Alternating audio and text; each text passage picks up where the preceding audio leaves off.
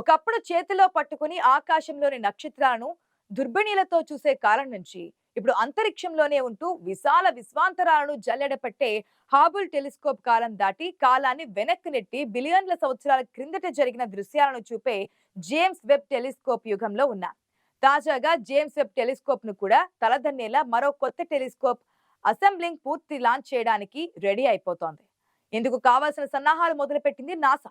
Schedule చేయబడిన 2027 సంవత్సరంలో దీనిని లాంచ్ చేస్తారా లేదా అన్నది పక్కన పెడితే ఈ అల్ట్రా మోడ్రన్ స్పేస్ టెలిస్కోప్ గురించిన విషయాలు చాలా ఆసక్తికరంగా ఉంటాయి. ఈ అత్యాధునిక టెలిస్కోప్ పేరు నాన్సీ రోమన్ టెలిస్కోప్. ఇక్కడే మీరు ఒక మాట జాగ్రత్తగా వినాలి. ఇది జేమ్స్ వెబ్ కన్నా 100 రెట్లు నాణ్యతతో పనిచేస్తోంది. ఈ మాట మామూలు మాట కాదు, చాలా పవర్ఫుల్ మాటగానే చెప్పుకోవాలి. అసలు హాబుల్ టెలిస్కోప్ కన్నా జేమ్స్ వెబ్ చాలా పవర్ఫుల్ అనుకుంటే దానికన్నా అత్యంత శక్తివంతమైనది నాన్సీ రోమన్ టెలిస్కోప్. దీని వివరాలు తెలుసుకునే ముందు కొన్ని విషయాలు పునరుచ్చరణ చేసుకోవాలి. అదేంటంటే మనం ఇప్పుడు James Webb space telescope launch అయిన తరువాత వస్తున్నటువంటి ఫలితాలను అనుభవిస్తున్నాం. ఫిజిక్స్ సూత్రాలను తారుమారు చేసే విషయాలెన్నో జేమ్స్ వెబ్ బయట పెడుతోంది. జేమ్స్ వెబ్ ఇప్పుడు ఫుల్ సైంటిఫిక్ ఆపరేషన్ మోడ్ లో పనిచేస్తోంది. చాలా కొత్త విషయాలను శాస్త్రవేత్తలకు అందించి వారికి చేతి నిండా పని కల్పించింది. ఇదిలా ఉంటే శాస్త్రవేత్తలకు మరో కొత్తది జేమ్స్ వెబ్ కన్నా మెరుగైన దాని కోసం ప్లాన్ చేస్తున్నారట. అంటే అదొక మేజర్ గేమ్ చేంజర్ లాంచ్ అని చెప్పుకోవచ్చు. మనం ముందు చెప్పుకున్నట్లు నాసా ప్రస్తుతం ఆ పనిలోనే ఉంది.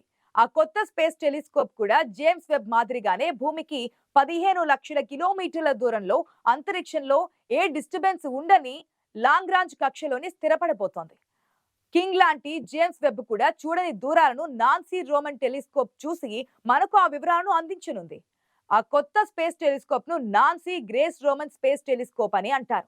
షార్ట్ గా నాన్సీ రోమన్ టెలిస్కోప్ అని కూడా అంటుంటారు. ఇది జేమ్స్ వెబ్ కు కనిపించని ఎక్సో ప్లానెట్ గ్రహాలపై ఏం జరుగుతుందో కూడా చూడగలుగుతూ ఉంటుంది. కాకపోతే ఇది కూడా జరిగిపోయిన గతాన్నే ప్రస్తుతం జరుగుతున్నట్లుగా చూపిస్తోంది. ఇందులో దాని తప్పేం లేదు. దానికి అందే కాంతి సంకేతాల అంతంత దూరాల నుంచి ప్రయాణం చేసి వచ్చేందుకు అంత సమయం పడుతోంది. మరి జరుగుతున్నది జరుగుతున్నట్లుగా చూసే అదృష్టం ఇప్పటి వరకైతే లేదు. సోలార్ ఫ్యామిలీ జనన రహస్యాలను చూడగలుగుతోంది. ఈ టెలిస్కోప్ కు నాన్సీ అనే పేరు పెట్టడం వెనుక ఒక స్టోరీ కూడా ఉందండోయ్. నాన్సీ అనే మహిళ 1960 నుంచి 1970ల కాలంలో నాసాలో చీఫ్ ఆఫ్ ఆస్ట్రోనామర్ గా పనిచేశారు. స్పేస్ ఎక్స్ప్లోరేషన్ విషయంలో మహిళలు అంతగా ఆసక్తి చూపని కాలంలో ఆమె అంతరిక్షంపై మక్కువ పెంచుకున్నారు. అందులోనూ ఆమె టెలిస్కోప్ సంబంధిత విషయాలపై ఎక్కువ ఆసక్తి చూపించేవారు. నిజానికి ఆమె ప్రోద్బలం వల్లనే నాసా హాబుల్ స్పేస్ టెలిస్కోప్ గురించి సెనేట్ ముందు ప్రతిపాదించడం జరిగింది. భూమిపై ఏర్పాటు చేసిన అతిపెద్ద టెలిస్కోప్లకు భూమిని ఆవరించుకుని ఉండే పొగ వాతావరణం అడ్డంకిగా ఉండేది. పరిశోధనలో స్పష్టత లోపించడం జరిగేది. అందుకే ఏ అడ్డు అవాంతరం లేని అంతరిక్షపు శూన్యంలో ఓ టెలిస్కోప్ ఉండడం వల్ల ఆ సమస్య ఉండదని నాన్సీ వాదించేవారు. చివరకు ఆమె వాదనకు అమెరికా ప్రభుత్వం అంగీకారం తెలిపింది. అందుకే నాన్సీ మేడం ను హాబుల్ టెలిస్కోప్ తల్లిగా చెబుతూ ఉంటారు. తనకు అప్పగించిన పనిని సకాలంలో పూర్తి చేసి ఇంకా పనిచేస్తున్న హాబుల్ టెలిస్కోప్ ఇప్పటికే చారిత్రాత్మక విషయాలను వెలుగు చూసేలా చేసింది. జేమ్స్ వెబ్ స్పేస్ టెలిస్కోప్ గాని ఇప్పుడు కొత్తగా ప్రతిపాదించిన నాన్సీ రోమన్ టెలిస్కోప్ కానీ అవన్నీ నేటి తరం వైజ్ఞానికులు తలపెట్టిన ప్రాజెక్టులు మాత్రమే. వాటి క్రెడిట్ మోడర్న్ జనరేషన్ సైంటిస్టులకే దక్కుతోంది. ప్రస్తుతం జేమ్స్ వెబ్ తరువాత రానున్న స్పేస్ టెలిస్కోప్ కు నాన్సీ రోమన్ అని ఎందుకు పేరు పెట్టారంటే ఆమె హాబుల్ టెలిస్కోప్ గురించి చేసిన కృషికి గౌరవంగానే కొత్త దానికి ఆమె పేరును పెట్టడం జరిగింది. నాన్సీ రోమన్ టెలిస్కోప్ లో జేమ్స్ వెబ్ లో లేని కొత్త పరికరాలను బిగించడం చేస్తున్నారు. టెక్నాలజీలు రోజు రోజుకు అభివృద్ధి చెందుతున్నాయి. వాటినే ఇందులో ఉపయోగిస్తున్నారు. అనవసరపు కాంతిని తగ్గించి ఎక్సో ప్లానెట్లను కూడా స్పష్టంగా గమనించేందుకు వీలుగా నాన్సీ టెలిస్కోప్ ను తయారు చేశారు. నాన్సీ టెలిస్కోప్ ప్రయోగం పూర్తయి అంతరిక్షంలో స్థిరపడితే ఎక్కడో వేల కాంతి సంవత్సరాల దూరంలో ఉండే ఎక్సో ప్లానెట్ పై బుద్ధిజీవులు పిల్లలు ఆడుకునే ఆటల్ని కూడా స్పష్టంగా చూసే అవకాశం ఉంటుందని అంటున్నారు. నిజానికి బుద్ధిజీవులు ఉన్నారని ఇప్పటి వరకైతే ఎటువంటి శాస్త్రీయ ఆధారాలు అయితే లేవు.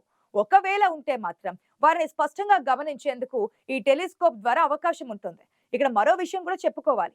ఈ టెలిస్కోప్ ప్రయోగాన్ని నాసా కాకుండా Elon Musk SpaceX company ప్రయోగించనుంది. ఆ కాంట్రాక్ట్ ను స్పేస్ ఎక్స్ కి అప్పచెప్పింది నాసా. ఎందుకంటే ఇంతకు ముందు జేమ్స్ వెబ్ స్పేస్ టెలిస్కోప్ ను స్పేస్ ఎక్స్ కంపెనీ భద్రంగా సురక్షితంగా కక్షలో స్థిరపరచడం జరిగింది. ఆ అనుభవం వల్లనే స్పేస్ ఎక్స్ రాకెట్లతోనే నాన్సీ రోమన్ టెలిస్కోప్ ను అంతరిక్షంలోకి పంపించబోతున్నారు. ఇందుకు సంబంధించిన సన్నాహాలు ఇప్పటికే మొదలయ్యాయి.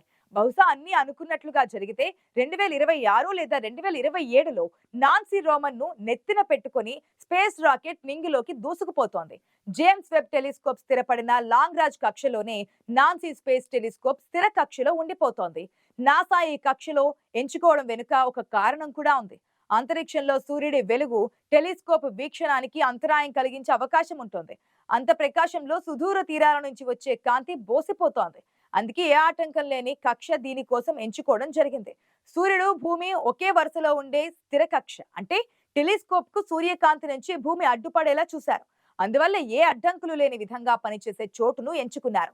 హాబుల్ టెలిస్కోప్ లో ఉండే సైజులోనే నాన్సీ రోమన్ టెలిస్కోప్ లో అద్దం ఉండబోతోంది. అయితే హాబుల్ మాదిరిగా కాకుండా ఇందులో వైడర్ ఫీల్డ్ వ్యూ ఏర్పాటు చేస్తున్నారు. అంటే ఇది చూసే పరిధి విశాలంగా ఉంటుందన్నమాట. చాలా పెద్ద కెమెరాలు ఇందులో ఉంటాయి.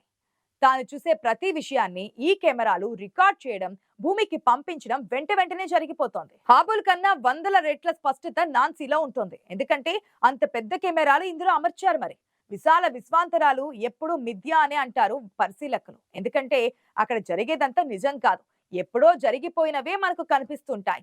కాంతి, సమయం అంతుపట్టని గాఢాంధకారం మనకు ఎప్పుడూ అర్థం కాకుండా ఉంటాయి. మనకు తెలియని అనేకమైన విషయాలు ఇంకా అర్థం కాకుండానే మిగిలిపోయాయి. వాటిని అర్థం చేసుకునేందుకు మానవాళి ఎప్పటికప్పుడు ప్రయత్నాలు చేస్తూనే ఉంది. అందులో భాగంగానే ఇప్పుడు నాన్సీ రోమన్ స్పేస్ టెలిస్కోప్ ను తయారు చేశారు. వందల దేశాల నుంచి దీనికి సంబంధించిన పరికరాలు, విడిభాగాలు సరఫరా చేశారు. వందల మంది సైంటిస్టులు అహోరాత్రులు కష్టపడి ఒక్కో పరికరాన్ని జోడిస్తూ నాన్సీ రోమన్ టెలిస్కోప్ ను అసెంబుల్ చేసింది నాసా. ఈ ప్రాజెక్టు కాల వ్యవధి ప్రయోగించి పనిచేసిన కాలం నుంచి 5 సంవత్సరాలని అనుకుంటున్నారు. ఈ కాల వ్యవధిలో 1500 ఎక్సో ప్లానెట్లను పరిశీలించడం లక్ష్యంగా పెట్టుకున్నారు. అయితే అది ఎక్కువ కూడా కావచ్చు. హబుల్ పనిచేసినట్లుగా మరింత ఎక్కువ కాలం కూడా పనిచేయవచ్చు. సరికొత్త గ్రావిటేషనల్ మైక్రో లైసెన్సింగ్ విధానంలో నాన్సీ రోమన్ పనిచేయనుంది. దీనివల్ల అదనంగా మరెన్నో విషయాలను తెలుసుకునే అవకాశం కూడా ఉంటుంది. ఆ వివరాలు పోను పోను మనకు తెలియనున్నాయి. ముఖ్యంగా సౌర కుటుంబం ఆవిర్భావం గురించి వినూత్న టెక్నాలజీగా చెబుతున్న మైక్రో లెన్సింగ్ ద్వారా స్పష్టంగా తెలిసిపోనుంది. విశ్వం ఎంత విశాలమైనదో ఇంకా మనకు తెలియదు. కొంతమేరకే మనకు తెలుసు. ఆ కొంత ఎంతంటే ఎడారిలో ఇసుక రేణువంత అంటే అతిశయోక్తి కాదేమో. ఇప్పటి వరకు మనం అబ్జర్వేబుల్ స్పేస్ గురించి మాత్రమే తెలుసుకున్నాం. తెలియాల్సిన ఇంకా చాలా ఉంది. ఎప్పటికప్పుడు కొత్త టెక్నాలజీల ఆవిర్భావం జరుగుతూనే ఉంది. తరాలు మారిన కొద్దీ మరిన్ని కొత్త విశేషాలు తెలుస్తూనే ఉన్నాయి. ఇంకా ఎంతో తెలుసుకోవాల్సినవి కూడా మిగిలే ఉన్నాయి. నాన్సీ రోమన్ స్పేస్ టెలిస్కోప్ ప్రయోగం తర్వాత ఇటు నాసాకు, అటు Elon Musk company space X కు మంచి పేరు రాబోతోంది.